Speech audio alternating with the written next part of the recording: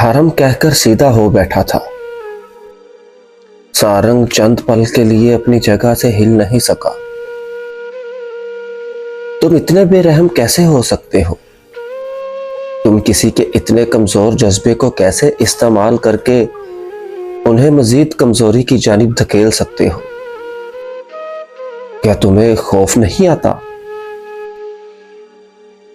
मैंने तुम्हें कहा था ना कि मुझे उनकी नफ्सियात समझने की जरूरत है।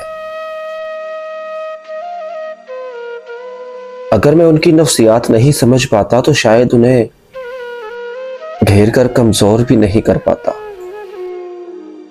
मुझे उन्हें कमजोर करना था ताकि वो मुझे याद रखें, मेरे बारे में सोचें, नफरत से ही सही। पॉइंट क्या है? मैं उनके गुस्से को इस्तेमाल करना चाहता हूं।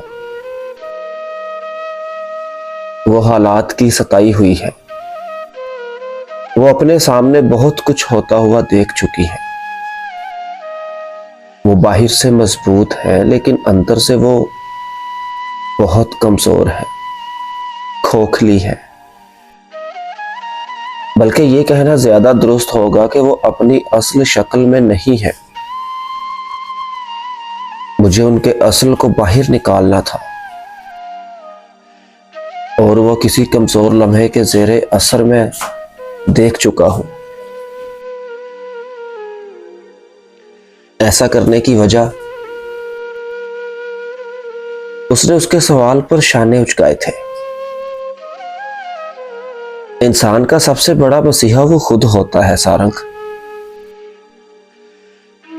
नाज़नीन ने अपना मसीहा ढूंढना तर्क कर दिया है, जबकि वो तो खुद ही सबसे बड़ी सर्वाइवर रही है। वो खुद अपना मसीहा है लेकिन वो नहीं जानती। तुम क्या करना चाहते हो? अदाकारी? क्या? वो उसके जवाब पर भग सा उड़ा था, फिर अबरू ना समझी से इकट्ठे किए आगे हो बैठा। उसे बात अब कुछ कुछ समझ आ रही थी। मैं अदाकारी करूंगा कि मैं उनका मसीहा हूं, उनका सबसे बड़ा हमदर्द, लेकिन ऐसा नहीं होगा। आदम को पैदा किया जाए तब ही अज़ाज़ील की हकीकत का अदराक होता है। मैं कॉज का काम करूंगा, वो इफेक्ट का काम करेंगी। मैं वजह बनूंगा, वो नतीजा साबित होंगी। सारंग होठों पर बंद मुट्ठी रखे गहरी सोच में गुम था।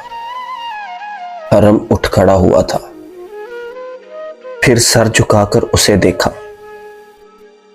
कुछ दिनों में सब कुछ अपनी जगह दुरुस्तगी से आ लगेगा बदर। फिर तुम्हें उलझने की जरूरत नहीं पड़ेगी।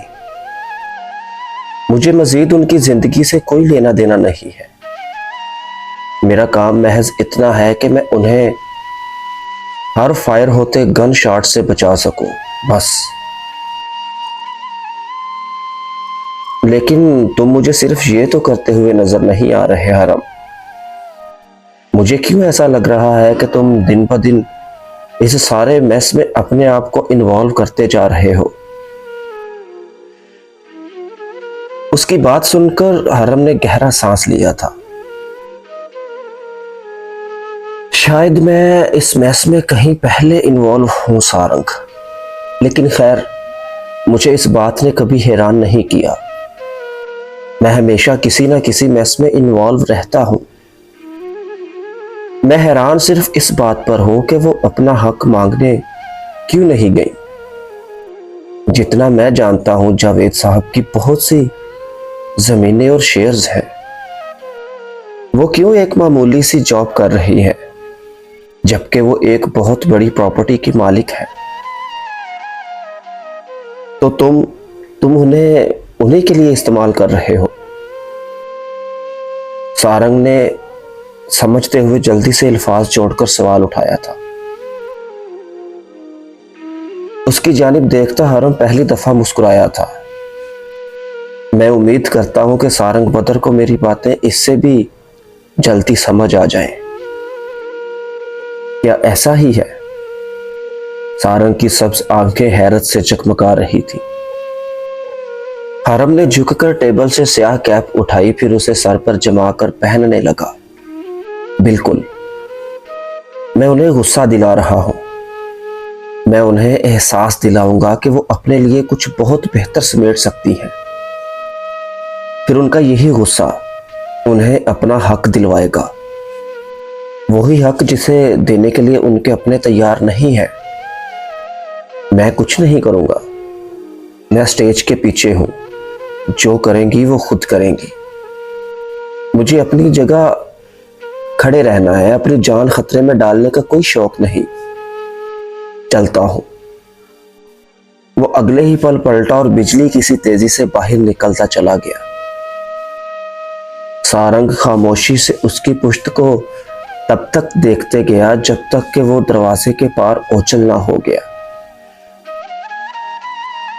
उसकी आंखों के आगे एक बहुत पुराना लेकिन बहुत नर्म गर्म सा मंजर लहराया था। वो करीबन 10 साल का था। हरम उसका हम उम्र था, बिल्कुल उसके जितना, कद में भी और जसामत में भी। उसी की मानित कमजोर।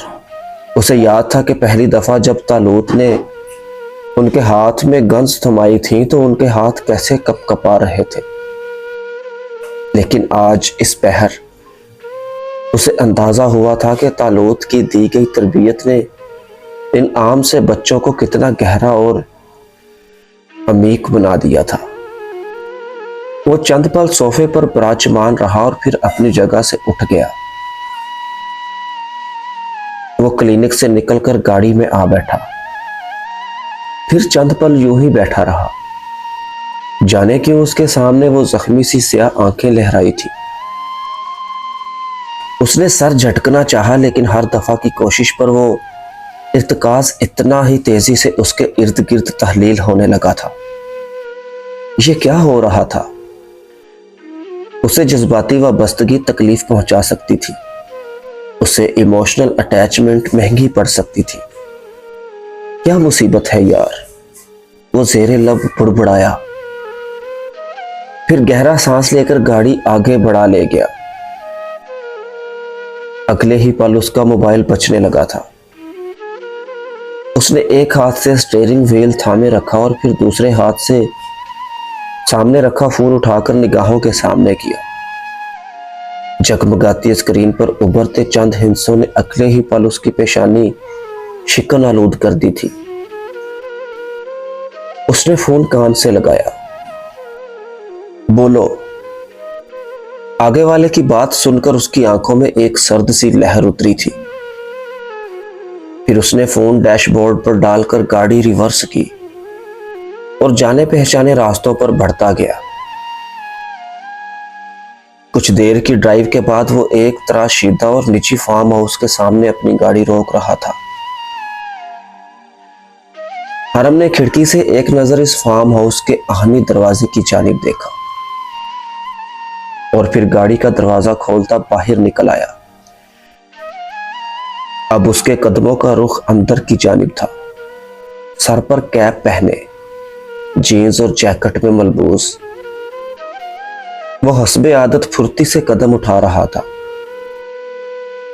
अभी वो राहदारी के एक सिरे पर ही था कि उसे हॉल में बजते तेज म्यूजिक की आवाज यहां तक सुनाई दे रही थी। दाखिली दरवाजे पर गार्ड्स खड़े थे। उन्होंने उसके आगे हाथ लंबा करके उसे रोकना चाहा तो उसने अगले ही पल एक जोरदार मुक्का उसके मुंह पर दे मारा। जबड़े पर लगे मुक्के के बाइस गार्ड हॉल के अंदर लड़खड़ाता हुआ गिरा था। सामने फ्लोर पर नाच नाच कर पागल होते लड़के लड़कियां यकदम थम से गए थे। डीजे ने यकदम ही म्यूजिक धीमा कर दिया था। अगला गार्ड उसकी जानिब बढ़ा तो उसने उसे गिरेबान से पकड़कर दीवार में दे मारा। उसके चेहरे पर सर्द सी सुर्खी थी। और फिर उसने अगले ही पल उसे ढूंढ लिया जिसके लिए वो यहां आया था। सानिया। सानिया बिना दुपट्टे के, परहना बाजू वाले लिबास में मलबूस, गहरी सुर्ख लिपस्टिक लगाए फ्लोर पर किसी लड़के के साथ नाचने में मसरूफ थी। हरम को देखकर उसका सांस तक खुश्क हो गया था। कौन है आप? और फार्म हाउस में कैसे दाखिल हुए? जानते हैं मेरे पापा कौन है? एक कॉल पर आपके साथ आपका खानदान तक तबाह हो सकता है।